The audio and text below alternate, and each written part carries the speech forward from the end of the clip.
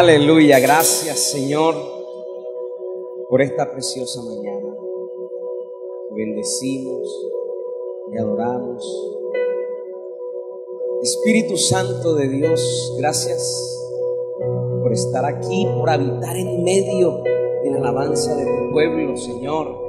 Gracias porque aunque no lo merecíamos, porque somos pecadores, pero a pesar de eso, tú extendiste tu mano, extendiste tu misericordia, extendiste tu amor, cubriste nuestros pecados y nos das una nueva oportunidad, Señor. Gracias, Dios. Te pido, Padre, en esta mañana que tu palabra entre en nuestros corazones, que tu palabra hable, que tu palabra cambie, transforme. Señor, no tiene sentido si nuestra vida no cambia. No tiene sentido si seguimos siendo los mismos. Necesitamos ser cambiados, ser transformados. Espíritu de Dios, paséate en medio de la iglesia, muévete, toca los corazones. Y presento mi vida, Señor. Aquí presento mi vida para ser cambiado, para ser tocado, para ser transformado conforme a tu imagen, Señor. Gracias, Espíritu de Dios.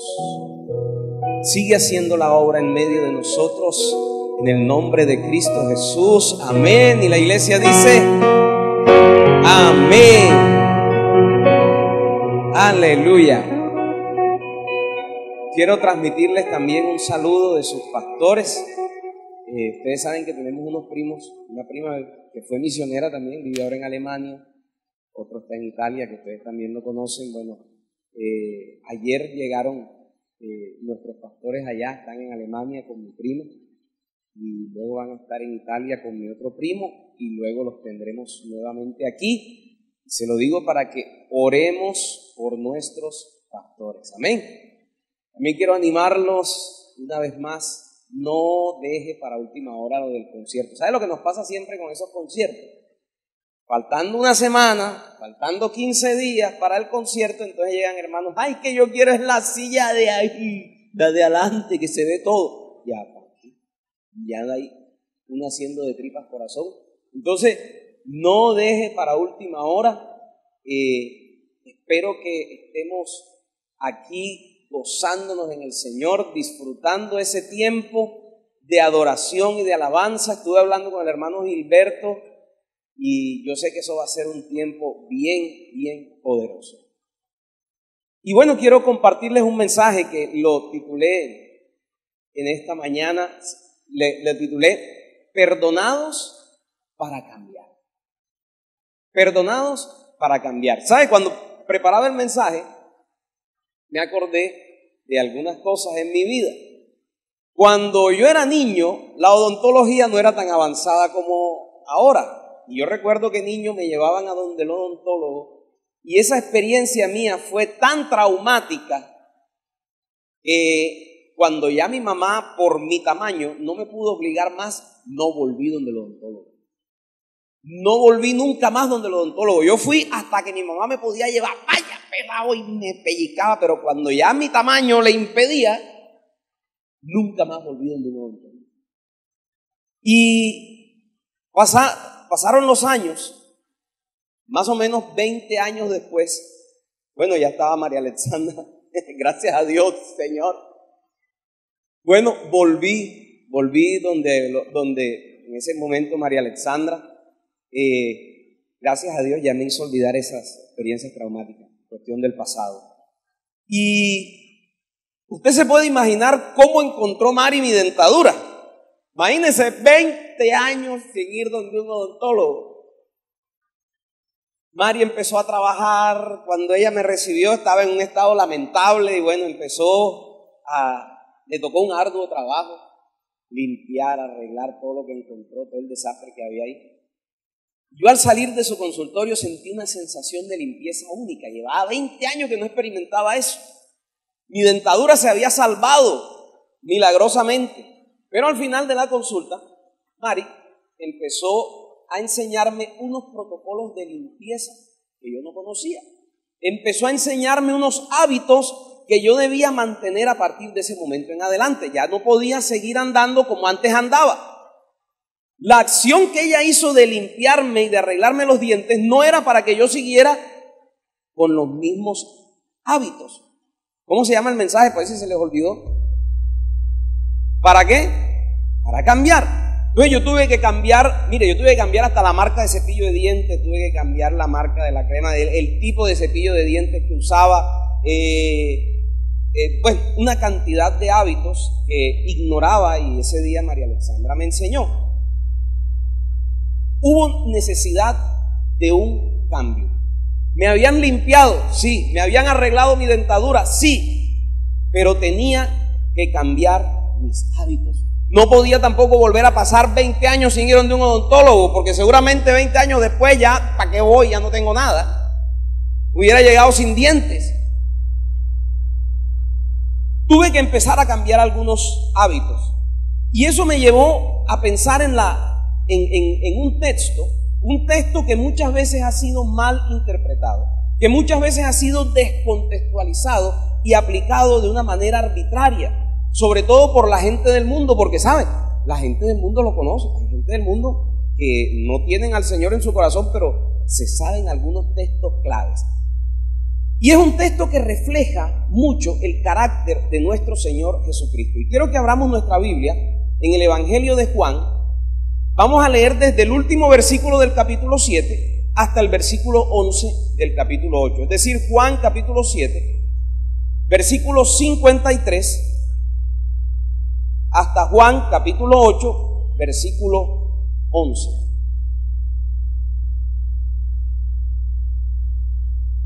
Juan capítulo 7, versículo 53, Juan capítulo 8, versículo 11. Y dice la historia de esta manera. Cada uno se fue a su casa y Jesús se fue al monte de los olivos. Y por la mañana volvió al templo y todo el pueblo vino a él y sentado él les enseñaba. Entonces los escribas y los fariseos le trajeron una mujer sorprendida en adulterio y poniéndola en medio le dijeron: Maestro, esta mujer ha sido sorprendida en el acto mismo del adulterio. Y en la ley nos mandó Moisés apedrear a tales mujeres. ¿Tú pues qué dices? Versículo 6. Mas esto decían que tentándole. ¿Para qué le decían eso? Para poder ¿qué? Acusarle. Pero Jesús, inclinado hacia el suelo, escribía en tierra con el dedo. Y como insistieran en preguntarle, él no les quería responder, ¿no? Pero como ellos se lo buscaron, como insistieran en preguntarle, se enderezó y les dijo: el que de vosotros esté sin pecado, sea el primero en arrojar la piedra contra ella. E inclinándose de nuevo hacia el suelo, siguió escribiendo en tierra. Pero ellos, al oír esto, acusados por ¿quién? ¿Quién los acusó? Jesús. ¿Los acusó quién? Acusados por su conciencia, salían uno a uno, comenzando desde los más viejos hasta los postreros. Y quedó solo Jesús y la mujer que estaba en medio. Enderezándose Jesús y no viendo a nadie, sino a la mujer, le dijo: Mujer, ¿dónde están los que te acusaban? ¿Ninguno te condenó? Ella dijo que ninguno, Señor. Entonces Jesús le dijo que ni yo te condeno, vete y no peques más. Bueno, vamos a mirar un poquito el contexto de esto. Jesús estaba en lo suyo. ¿Qué era lo que Jesús hacía? Dice que él estaba sentado enseñando. Jesús estaba en lo suyo y los escribas y los fariseos también estaban en lo suyo. Jesús estaba enseñando y los escribas y los fariseos estaban acechando, ¿cierto? Cada uno estaba en lo suyo. ¿Cómo andamos nosotros? ¿Como los escribas o como el Señor? ¿Andamos enseñando o andamos acechando? Los escribas, eso se dedicaban a eso. Ellos estaban en lo suyo. Y la situación sugiere que todo tuvo una preparación previa, cuidadosamente preparado, un plan urdido maquiavélicamente para sorprender a Jesús, para no dejarle salida a Jesús. Mire, para haber sorprendido a la mujer, como dice allí en la palabra, en el acto mismo del adulterio, tuvieron que haberle puesto por lo menos un detective privado. Sabemos que en ese tiempo no había rastreador satelital, ¿no? Pero tuvieron que haberle puesto, mejor dicho, yo me imagino que ellos se turnaban. De tal hora a tal hora la vigilas tú, de tal hora, pero esta no la cogemos porque no la cogemos. Ellos estaban en eso y le habían preparado una trampa a Jesús. Si Jesús decía que sí, que había que apedrearla, entonces lo acusaban con los romanos, porque solamente los romanos eran los que podían dictar sentencia de muerte. Y si decía que no, entonces lo acusaban con el Sanedrín, con los judíos, porque la ley de Moisés decía que había que apedrearla. Entonces ellos en su mente dijeron, diga sí o diga no, está perdido. Urdieron un plan, mejor dicho, me hizo recordar a los policías que se ponen ahí debajo de los árboles en las curvas con el cosito de velocidad. Los cazainfractores. Así andaban los escribas y los fariseos. Y el versículo 6 nos permite, el versículo 6 del capítulo 8, nos permite ver cuál era la verdadera intención de todo eso. A ellos no les interesaba la mujer. A ellos no les interesaba para qué era. La ley de Moisés era, ¿por qué apedreaban? Era una manera de sacar el pecado de la nación. Es decir, échenlo fuera y lo apedrean para sacar el pecado de Israel, para que también los demás viendo se abstengan de pecar. A ellos no les interesaba eso en lo más mínimo. Según el versículo 6 muestra lo que realmente a ellos les interesaba. Dice, mas esto decían tentándole, ¿para qué? Esa era la verdadera intención de los escribas y los fariseos. Ellos necesitaban una sentencia para crucificar a Jesús, para matar a Jesús, para poder acusarle. Si la mujer tenía que morir, no importaba. Lo importante era que ellos tuvieran con qué acusar a Jesús. Y Jesús, ante esta situación, cuando ellos llegan con su trampa, Jesús podía conocer sus corazones. Él podía ver la maldad en el corazón de los fariseos y de los escribas, y podía ver también el arrepentimiento en el corazón de la mujer. A pesar de eso, nos muestra la palabra que Jesús no los acusa a ellos de pecado. En ningún momento usted encuentra a Jesús acusando a los fariseos de su maldad y de su pecado. ¿Qué hace Jesús? Jesús los deja a ellos a solas con su conciencia y deja que su propia conciencia sea quien los acuse.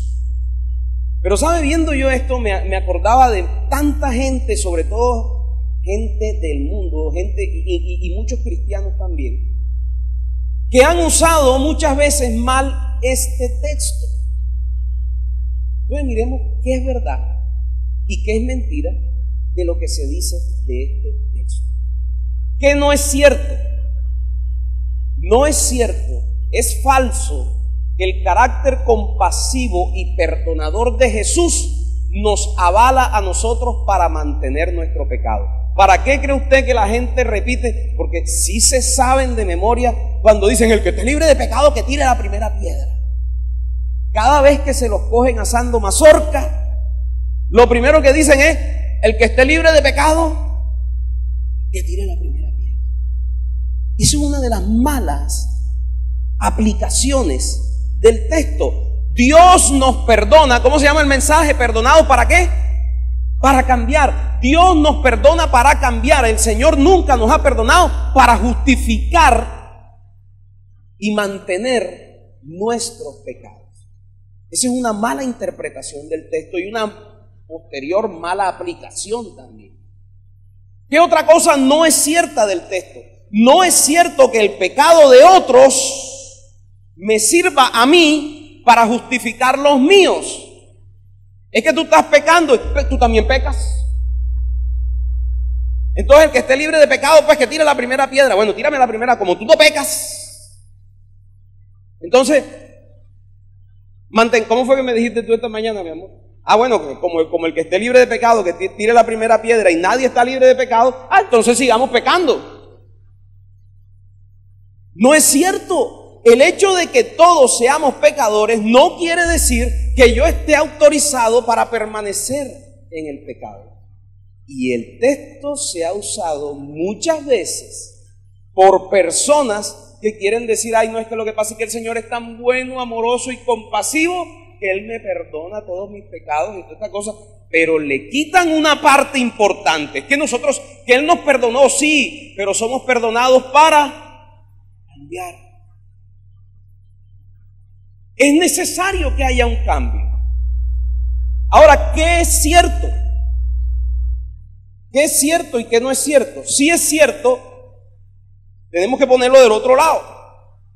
Si es cierto que mi propio pecado me inhabilita a mí para juzgar, para sentenciar y para condenar a otras personas. Eso sí es cierto. Yo no puedo juzgar a otros porque yo también soy pecador. Ahí sí deberían aplicar el texto, porque veo mucha gente que le encanta juzgar a otros. Juzgar y juzgar y juzgar. Es cierto que mi condición de pecador me impide a mí juzgarte a ti, a ti, a ti, a ti. Eso sí es cierto que se deduce de ahí del texto. No puedo juzgar a otros porque yo también soy pecador. Que tú eres ladrón, bueno, tú eres embustero. Que tú eres flojo, tú eres tragón. Mi pecado me inhabilita para juzgar. ¿Quién está habilitado para tirar piedras? El que esté libre de pecado. ¿Quién está libre de pecado?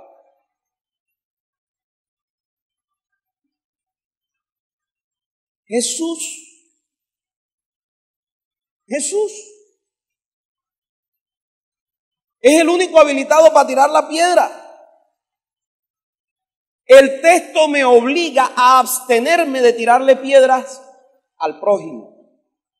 Ah, es que fue sorprendido en pecado. La diferencia contigo es que a ti no te han pillado. Porque si pusieran un aparato para leerte la mente, ya estás cogido. El texto me obliga a abstenerme de tirarle piedras al que fue sorprendido. Me obliga a abstenerme de ejecutar sentencias. El texto me obliga a dejar a la persona que ha sido sorprendida en pecado. ¿Cómo dejaron a la mujer? No solamente libre, ¿sabe cómo la dejaron? Cuando el Señor dijo, el que esté libre de pecado tire la primera piedra, la tuvieron que dejar, ¿qué? Dígalo duro. A solas con Jesús. El texto me obliga a dejar al pecador a solas con Jesús. Yo lo más que puedo hacer es llevarlo a Jesús y de ahí para adelante, Señor, tú te encargas con Él. Los demás nos vamos. No cabemos ahí. Mejor salgamos y dejémoslos a ellos dos a solas. Eso sí es cierto del texto. Me obliga a dejar al pecador a solas con Jesús y a abstenerme de levantar y emitir juicios. El Señor es el único que puede juzgar, sentenciar y hasta ejecutar la sentencia.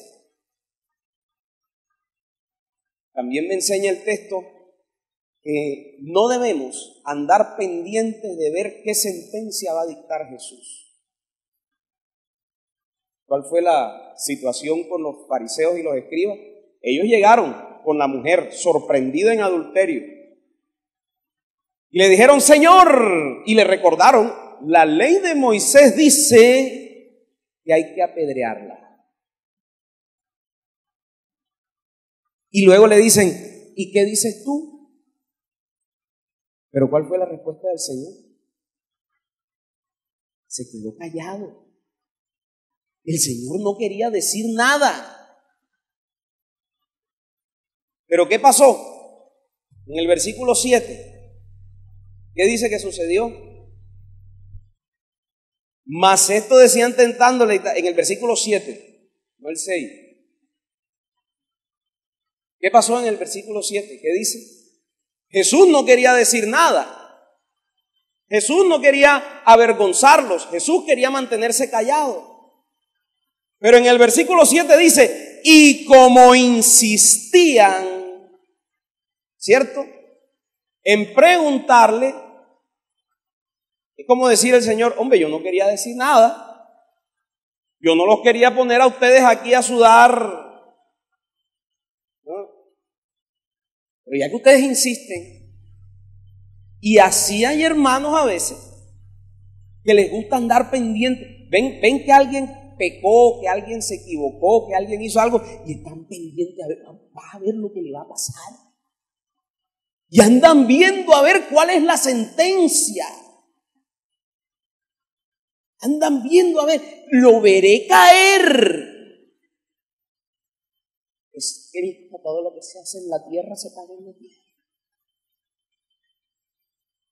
Los escribas y fariseos esperaban poder acusar a Jesús y esperaban ver llover piedras sobre la mujer adúltera.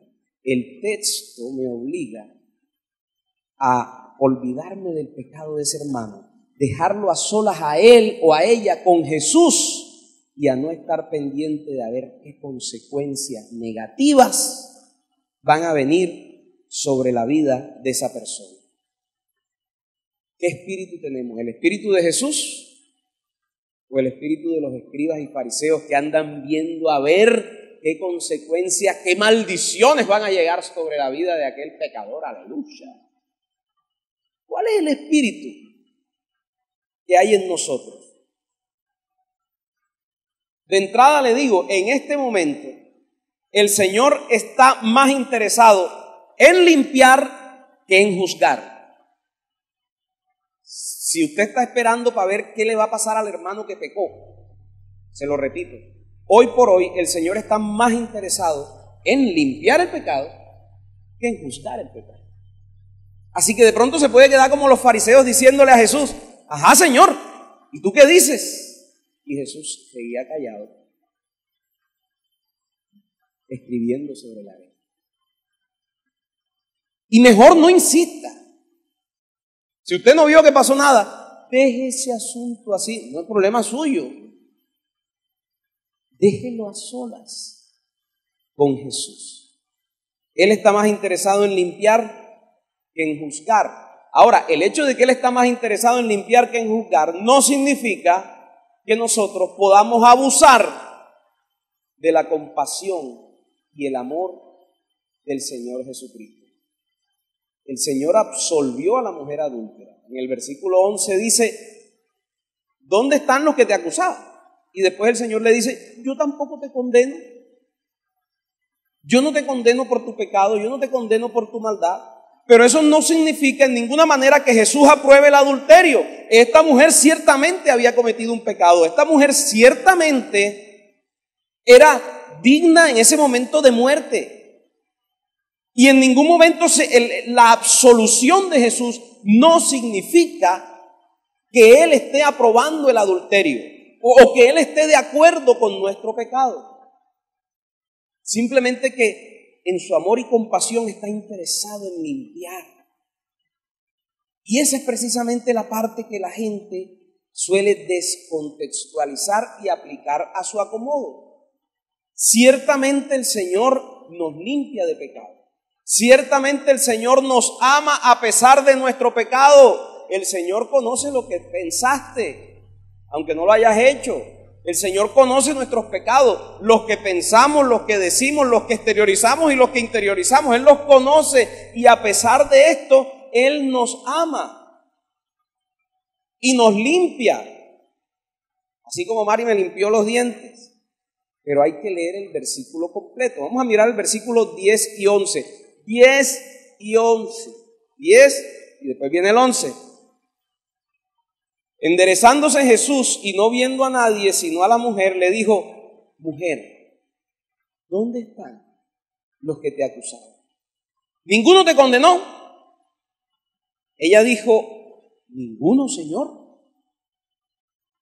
Entonces Jesús le dijo, ni yo te condeno, Pero ¿por qué se vuelan el último pedacito? Después de que Jesús le dice, no te condeno, ¿qué dice? Oiga, fuerte y claro dice, vete y no peques más. Después de la absolución, el Señor fue muy claro. A partir de ese momento, listo, tú pecaste, tú te la embarraste, tú hiciste cosas muy malas, muy feas, muy vergonzosas, pero de aquí en adelante, hombre, no peques más. Es la única demanda que le hace el Señor. ¿Ella fue acusada de qué? El Señor le dijo, ¿sabe qué? Deja ese hombre. ¿A cuántos el Señor les ha dicho en un momento dado, deja ese hombre, deja esa mujer, deja ese vicio, deja eso que andas viendo, deja de hablar lo que estás hablando, deja ese comportamiento?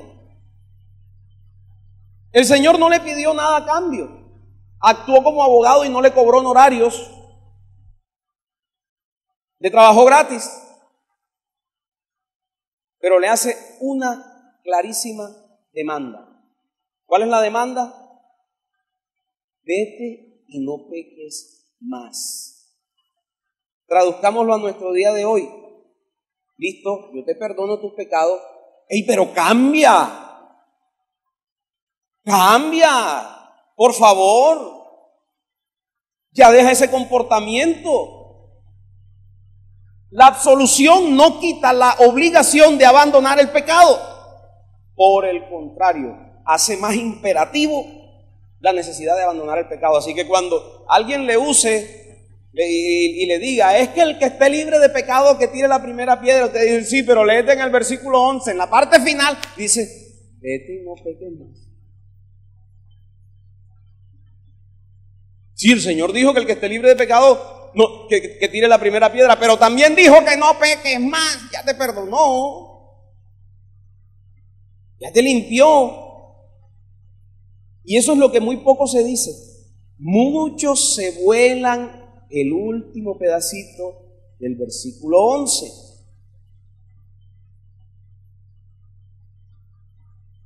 Debemos esforzarnos al máximo para no reincidir en aquellas conductas de las que Dios ya nos limpió. Él perdona nuestro pecado, pero espera que nos apartemos de él. Y si no te cobró nada, ¿qué es lo menos que tú y yo podemos hacer? Oye, nos limpió, nos perdonó, merecíamos una sentencia, estábamos cogidos con foto y video. Y aún así nos libran de la sentencia y queremos seguir en la misma. Y entonces, ¿cuántas veces? Cuando yo salí del consultorio de Mari, ella fue clarita y me dio una lista de recomendaciones para no volver a dejar que mis dientes llegaran al estado en el que los encontró ella. La absolución del Señor no significa que Dios alcahuetea nuestro pecado, en ninguna manera. Yo no puedo llegar todos los días donde el consultorio de Mari, ¡ay, Mari, te vas a limpiar los dientes, arreglame esto, arreglame aquello! No, pues me dijo, compra este cepillo, cámbiate, no te sigas cepillando así. Me tocó aprender, me enseñó a cepillarme. Tocó cambiar los hábitos. No significa que el Señor alcahuetea nuestro pecado, por el contrario, significa que el Señor está interesado en quitar ese pecado. ¿Cuál es el tuyo? ¿Cuál es el mío? Tú y yo lo sabemos. El hecho de que el Señor nos limpia no significa que Él alcahuetea, significa que le interesa quitar, le interesa limpiar el pecado. Y Él nos da las instrucciones. Por eso le puse al mensaje, somos perdonados, ¿para qué? Oye, si nos perdonan y no cambiamos, ¿la palabra de Dios se aplica completa o no se aplica? No, a mí me gusta la parte que me perdonen, pero ese cuento de cambiar, no. Sí que el pecado es sabroso, a mí me gusta. ¿La aplicamos completa o no la aplicamos?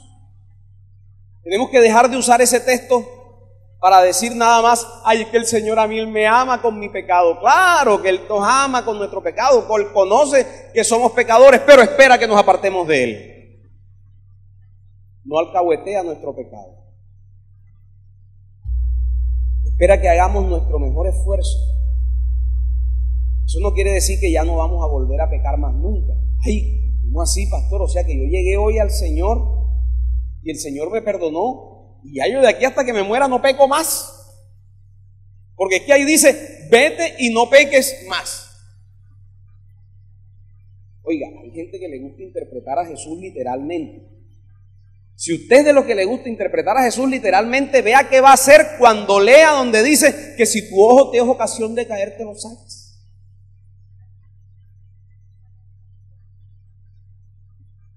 Lo veré tuerto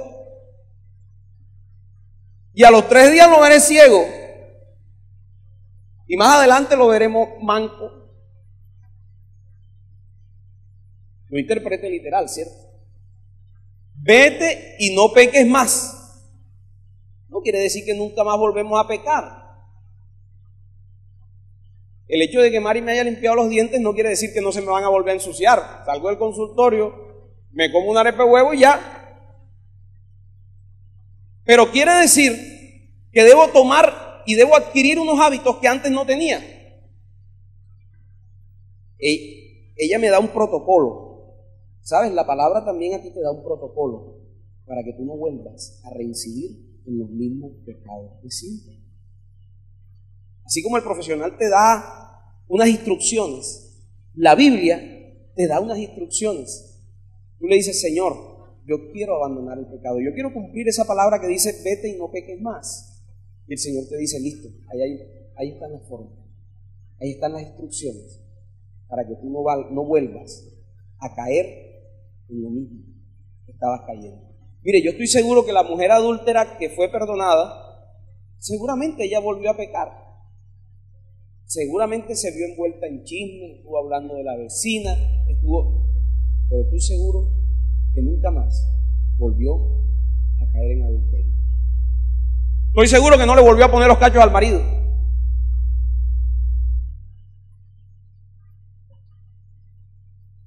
No se trata de que no vamos a volver a pecar. Se trata de que vamos a poner nuestro mejor esfuerzo. Se trata de que vamos a valorar esa limpieza que el Señor hizo con nosotros. Se trata de que vamos a ser agradecidos con aquel que nos libró de las consecuencias de nuestro pecado. Y en contraprestación, nosotros vamos a dar lo mejor de nosotros para no volver a reincidir en lo mismo. Por eso el mensaje se llama perdonados. ¿Cuántos aquí son perdonados? Somos perdonados, pero no para seguir en la misma. Jesús no nos condena, pero no nos avala para permanecer en nuestro pecado. Somos perdonados para cambiar. Quiero invitarte aquí al altar, quiero invitarte a que oremos, le digamos al Señor que nos ayude, ¿sabe? Porque toda la vida vamos a estar luchando y batallando. Si algo no le gusta al ser humano, si algo no nos gusta a nosotros como seres humanos, es cambiar. A nadie le gusta cambiar, todo el mundo quiere seguir en la misma. Pero tenemos que pedirle al Señor que nos ayude a ser perdonados, sí, pero para cambiar, para no estar reincidiendo. Padre del cielo, ayúdanos, Señor, de cuántas cosas tú nos has limpiado, tú nos has perdonado. ¿Cuántas veces, Señor, hemos sido perdonados y de pronto hemos pensado, bueno, el Señor me perdona, no tengo que cambiar, puedo seguir en la misma terquedad, puedo seguir en la misma obstinación,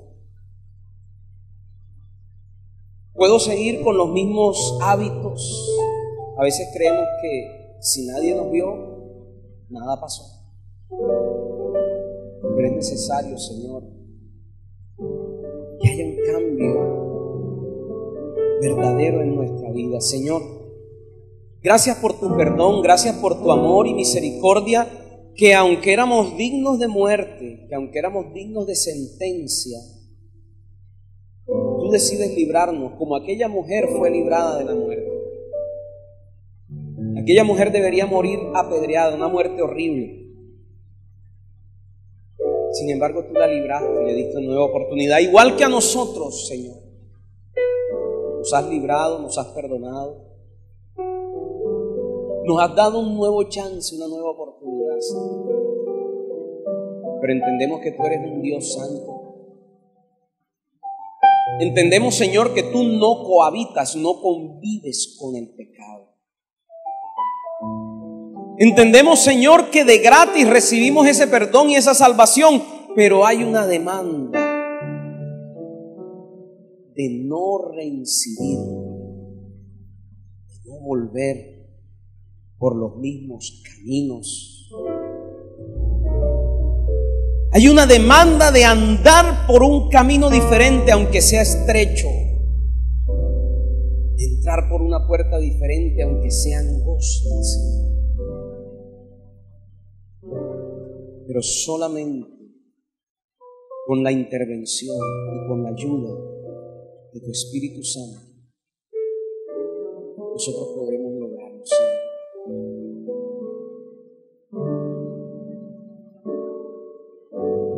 Levanto mis manos a ti. Levanta tus manos, rogando en tu presencia un toque especial para mí.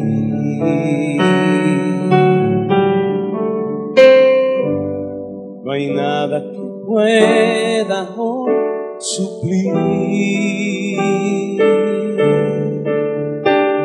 tu dulce presencia. Hoy llena mi vida de ti. Dile a Él con todo mi corazón, Señor, con todo mi corazón. Yo quiero ser fiel, no quiero fallarte más, Señor. No quiero fallarte más. Ayúdame, Dios. Ayúdame, Dios. Y en mi debilidad fuerte seré en ti, Señor. Ayúdanos, Señor Jesús, porque no es fácil, Señor. No es fácil cambiar un comportamiento, cambiar un hábito arraigado en nuestra vida, Señor. No es fácil reconocer, no es fácil dar nuestro brazo a torcer, Señor. Queremos mantener, queremos recibir tu perdón, pero mantener nuestras conductas. Ayúdanos, Señor. Ayúdanos, Señor, a ser transformados a tu imagen cada día. Con todo mi corazón quiero ser fiel, no quiero fallarte más, Señor. Dile a Él, no quiero fallarte más. Ayúdame, Dios, y en mi debilidad fuerte seré.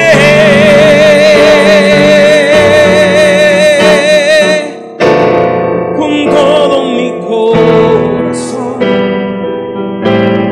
yo quiero ser fiel, no quiero ayúdame Dios, y en mi debilidad fuerte seré.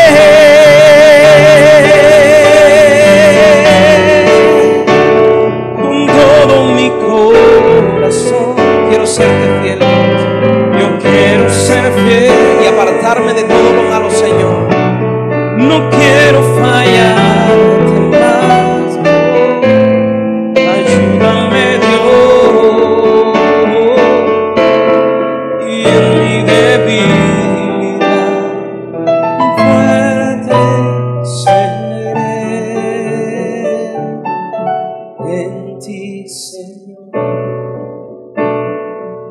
Ayúdanos a entender, Señor, esa dimensión de tu amor, Jesús. Ciertamente tú nos amaste, ciertamente tú nos perdonas, sí.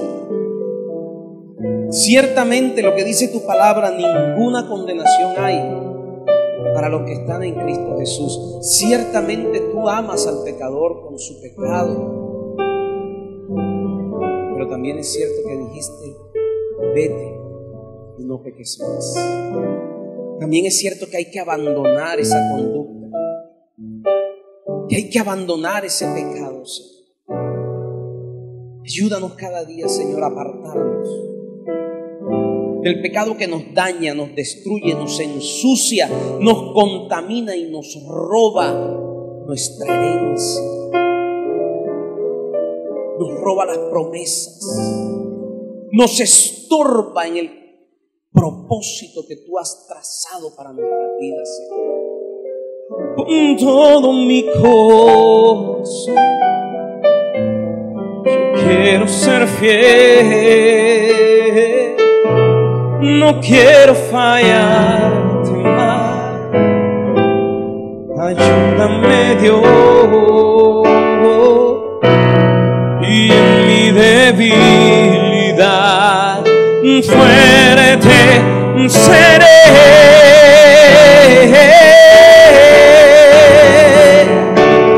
Con todo mi corazón yo quiero ser fiel, no quiero fallarte más, ayúdame Dios, y en mi debilidad fuerte seré en ti, Señor, porque solamente en ti somos más que vencedores. Padre, yo presento tu iglesia en esta mañana, Jesús. Padre, tú nos has llamado para vencer, tu iglesia está destinada para vencer. Nos has hecho más que vencedores por medio de aquel que nos amó, Señor. Y yo te pido, Señor, una victoria sobre el pecado, Señor, que tu iglesia pueda vencer. Cada uno de nosotros podamos derrotar esas áreas de nuestra vida, Señor. Toda obstinación, Señor, toda terquedad, todo aquello que nos impide cambiar, en el nombre de Jesús, caiga en tu iglesia. Para que tu iglesia se levante bendita, Señor. Para que tu iglesia se levante fuerte. Para que tu iglesia se levante a conquistar. Para que nada ni nadie pueda frenar a tu iglesia, Señor. El diablo no lo puede hacer, pero nuestra terquedad sí lo puede hacer. Por eso, Señor, límpianos, libéranos, ayúdanos a cambiar para poder recibir lo que tú has preparado para nosotros. Señor, yo bendigo Centro Bíblico Rodadero en el nombre del Padre, y del Hijo, y del Espíritu Santo. Amén. Y la iglesia dice amén.